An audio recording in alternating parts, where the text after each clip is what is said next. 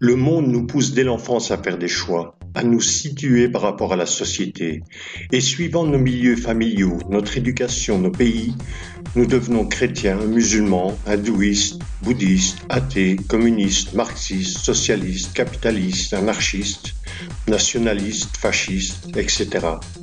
Alors nous défendons nos valeurs, convaincus que nous sommes les grands détenteurs de la vérité, les défenseurs d'un certain mode de vie qui devrait être celui de tous les hommes. Nous sommes ceux qui savent. Nous nous sommes trouvés une identité. Toutefois, nous avons perdu notre liberté.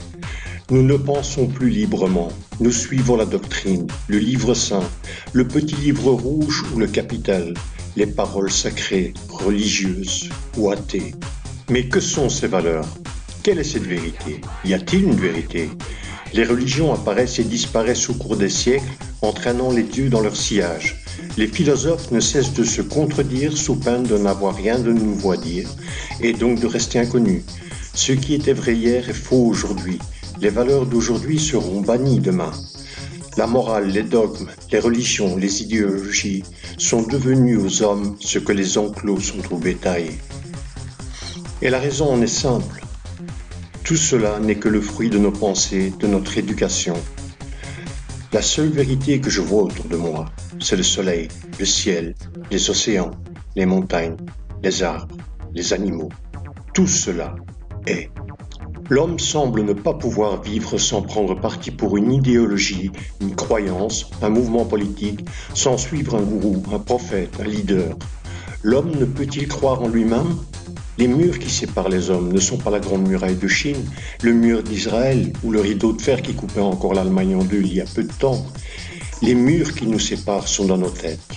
Construits depuis l'enfance et fortifiés tout au long de nos vies, nous nous isolons du reste du monde, seuls ou en groupe.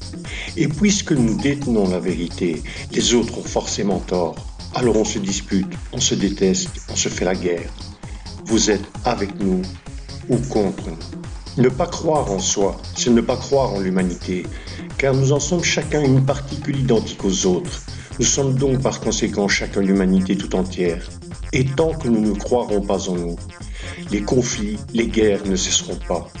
Nous avons un potentiel que la nature, l'univers, Dieu nous ont donné. Nous avons l'intelligence, la conscience, le libre arbitre. Nous pouvons grandir, nous élever, meilleurs qu'hier, moins bons que demain. Certainement, il est difficile de renoncer à ces valeurs sur lesquelles nous avons basé nos vies, ces valeurs qui nous rassuraient, qui donnaient un semblant de sens à nos existences. Pourtant, il n'y a qu'une chose qui puisse sauver l'avenir de l'humanité, croire en nous, détruire les murs que nous avons bâtis dans nos têtes. Y a-t-il un plus beau défi que celui de regagner notre liberté? Devenir de grands hommes, des surhommes, sera le défi du XXIe siècle. Devenir de grands hommes ou mourir. Devenir de grands hommes ou détruire l'humanité. C'est le choix qui nous est offert. Mais serons-nous assez forts et intelligents pour faire les bons choix?